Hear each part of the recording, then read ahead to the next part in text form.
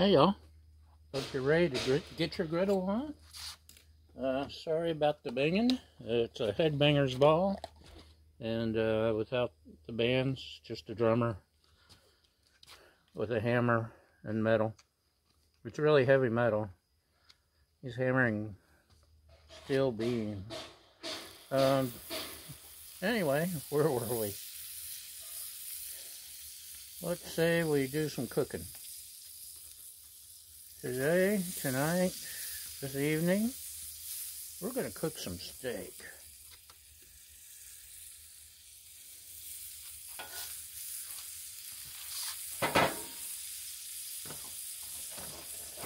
This is Chef Chamois garlic butter.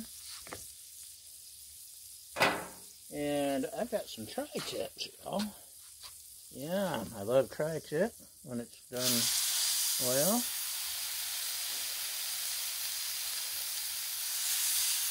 Make sure we get our butter so it doesn't go to waste. Okay.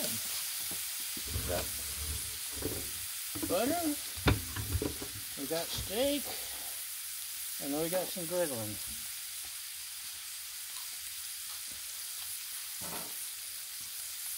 Light that off. This morning, I put sea salt, ground pepper, fresh ground pepper on both sides, Mrs. Dash on one side, and garlic powder on the other side. The sea salt, when it has time to do the job, really softens up the steak. So we're going to try a reverse sear. I've got this turned down to medium-low. It's like the second notch. But it was turned up a little higher earlier and hasn't completely cooled down yet from previous cooking session. We made some tostini, homemade tostini. Anyway, we'll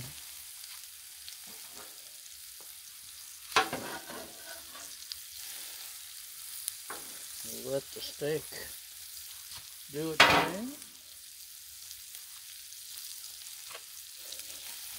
Tri-tip is very popular here. In fact, Santa Maria nearby is what made tri-tip famous.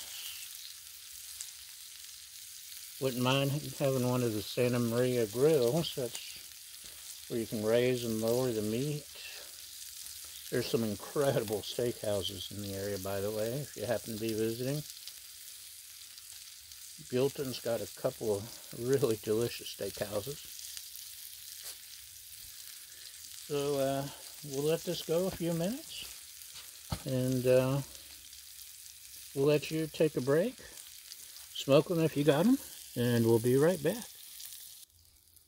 And welcome back. I'd like to thank today's sponsors, the American Canine Association and the Tennis Ball Group of America. Where's the tennis ball? Did you lose my tennis ball?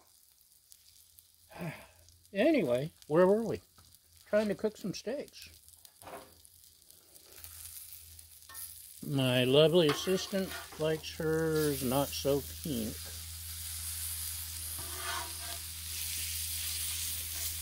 Me, I like a steak the way it's supposed to be. Medium rare. Especially tri-tip. Look at that. May not even have to sear it. Let's, like I say, we toss a little bit more ShamWow. Oh, Chef Chamois. That was close.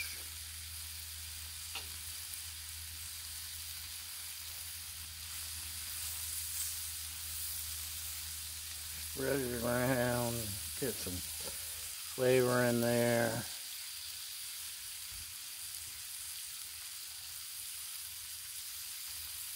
I've experimented a little bit with the Chef Chamois Wow, and it's good, but I think this is what it's really made for. See, I'm moving the steak around to get all that buttery, garlicky flavor.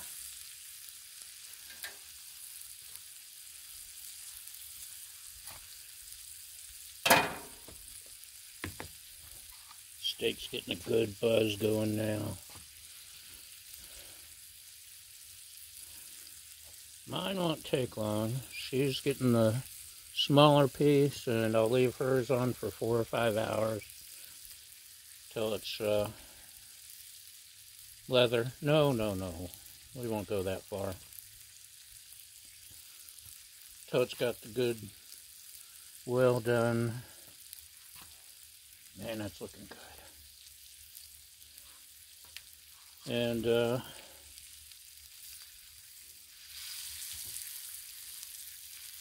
she made up some bruschetta for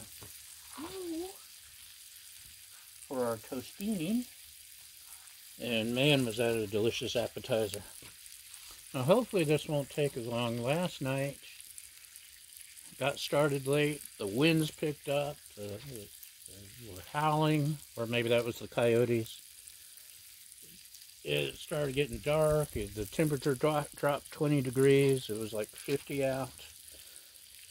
So, I don't know about your griddle, this thing does not like cold, windy weather. The fish we made should have taken like 10 minutes, took 10.5 hours, I think, or maybe it just seemed like that.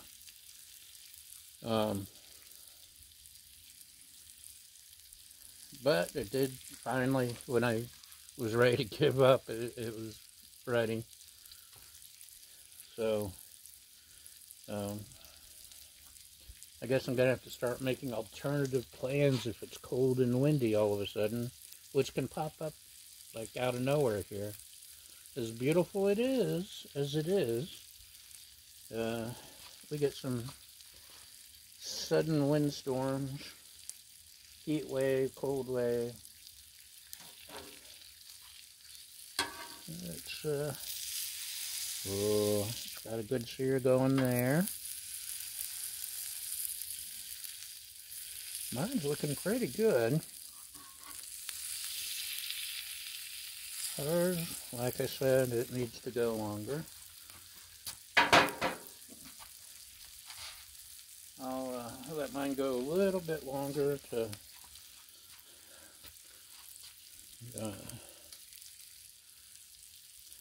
so they're done closer to the same amount of time.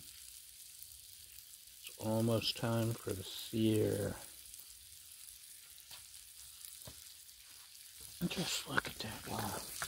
Isn't that yummy? Anyway, like I said, it's about done. And, Baja, would you like to add anything? No, you can't have steak. Where's your ball? I don't have a ball. Okay, Baja has nothing to add, and the sun's disappearing, so let's call it a wrap, y'all. Thanks for watching, and have a great day.